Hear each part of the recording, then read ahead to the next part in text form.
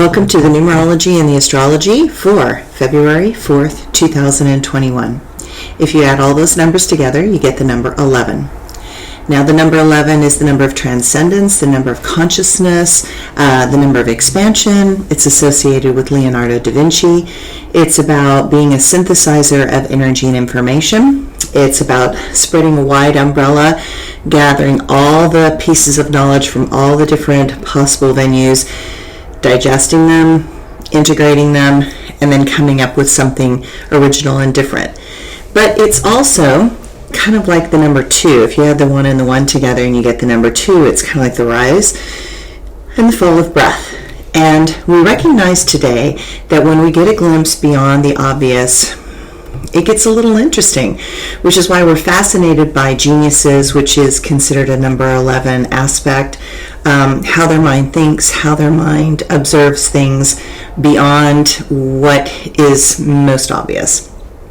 The mind, the number 2, loves to hide behind the smoke screen of confusion and chaos. The higher mind, the number 11, attempts to show the apparent narrowness and limitations of the mind and instead break out of the patterns that cause fear. Fear tends to negate change, but today, what about embracing a more significant meaning to the things we have previously restricted out of fear? We cannot turn back time, but we can find new ways that allow for humanity to see the mistakes, own them, and then move into patterns that show we have learned from those mistakes. The number 11 wants to never repeat the horrible things that have happened in our past.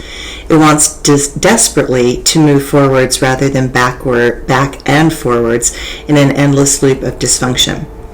But to do that requires laws that honestly tell history's truths rather than the slants designed to control populations or restrict them because of shame, abandonment, guilt, or betrayal.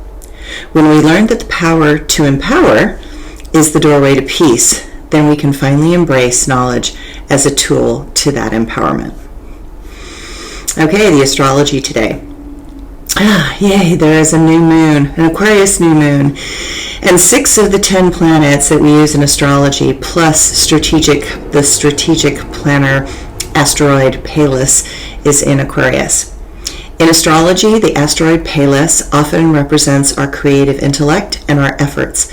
It indicates our intelligence, wisdom, and healing powers. Pallas indicates how we control and manage our animalistic and aggressive tendencies using our intelligence and wisdom. Pallas indicates our global shift and desire to fight for what we believe is right. It defines a time when more energy is focused on the greater good rather than on individual desires. She personifies our relationship with our Father as well as all the men in our lives. She wants to discover the truth before she can make a decision and take action. Pallas brings out a defensive quality, and she will try to avoid confrontation by taking action in areas that others deem less critical. Pallas is a marker for our intuitive abilities, intelligence, and perception. She indicates that now is the time for strategic planning and accomplishing our larger goals that are inclusive rather than exclusive. The asteroid Pallas also has tremendous healing abilities that supports tools that allow for mental discipline to be a self-healing method. We are in a time that is nothing less than a personal revolution. Survival requires us to open with innovative ways of thinking. We may feel that it is time to pull back from this world that seems not to care for others and instead spend our precious time with those on a path of wisdom and higher understanding. The moon continues deepening our perspective as it traverses through the penetrating sign of Scorpio. It becomes clear that a moral crisis impacts the clarity of consciousness and the delineation of truth. More truth will come out. Venus and Neptune semi-square today, and it will be impossible to gloss over problems or only see what we want to see. Truths are absolutely only in the narrow and limited human mind. Reality is a much vaster and complex thing than we wish it would be. After all, truth is not black and white. It is a myriad of shades in between.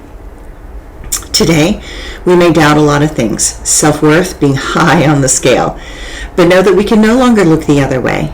It is time to face what we fear, look into the shadow within, and see past the obvious and the critical flaws within our own personality, and instead see what they are hiding that instead needs to heal. Okay, my quote for today. When we learn that the power to empower is the doorway to peace, then we can finally embrace knowledge as a tool for that empowerment. And my blog for today. Yes, I am still in Sacramento. I am still sifting through two very important people's lives, and I come to some rude awakenings.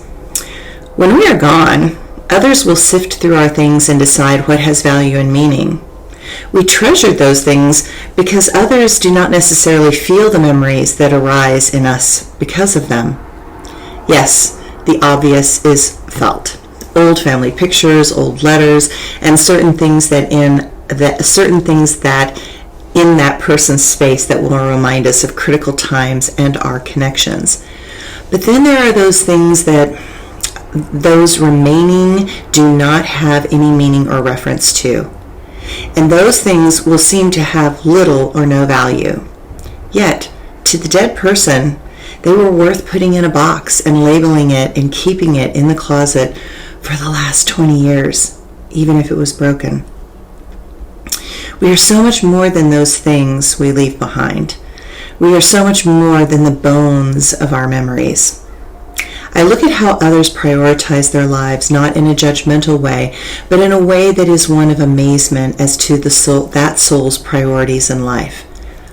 Philip and Jim were two that loved travel, the adventure of it. They lived for the connections with new people that they created.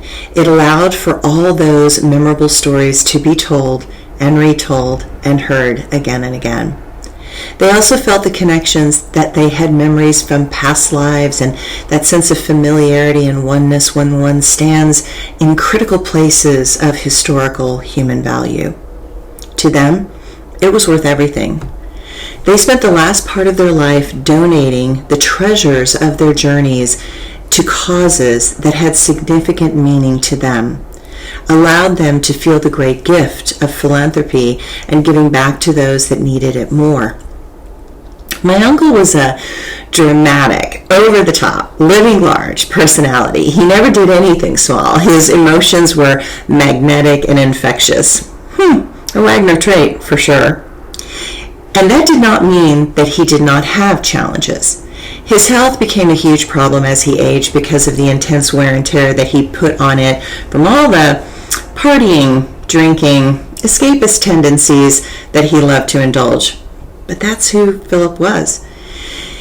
He said he wanted to die with a bacon piece hanging out of his mouth, and he very nearly did that 10 years ago. I have never seen someone so tenaciously hang on to life. He should have been dead 10 times over, but life was a thrill for him. Life was the most incredible thing and most wondrous adventure. It was a ride that he just never wanted to get off. But this last year, with the COVID, quarantine, no travel, left him not enjoying life the way he had always lived it. And this life was finally not enough. So now, he is on the other side, and at least he is with Jim. And it was the two of them for most of their lives, and it will be them again together in another time. I am sure I will witness the next chapter of these two souls' continued progression through more lifetimes. At 60 years old, I look at the life that is in front of me. My mother reminded me that most men die in their 70s, and if any of us make it into our 80s, we can go quite literally way beyond that. I can clearly see that I will reflect my genetic lineage's stubborn determination, and I do not expect to leave before I'm 90, even if I probably wanted to. But what will the remnants of my life look like to others? At least now, much of what I am is in blogs, videos, etc. My personal information about metaphysics, consciousness, tarot, numerology, relationships, and the things I found the most interesting are out there for future generations to bear witness to and find meaning and value, or not. I believe we will leave echoes of ourselves behind in life. Some of those echoes are the memories we leave behind for others.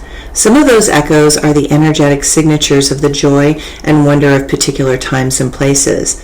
May each of us in this life have moments when we bump into some of those familiar echoes and remember with great fondness. May each of us leave behind some breadcrumbs as a trail for others to follow in our wake. Thanks, everyone.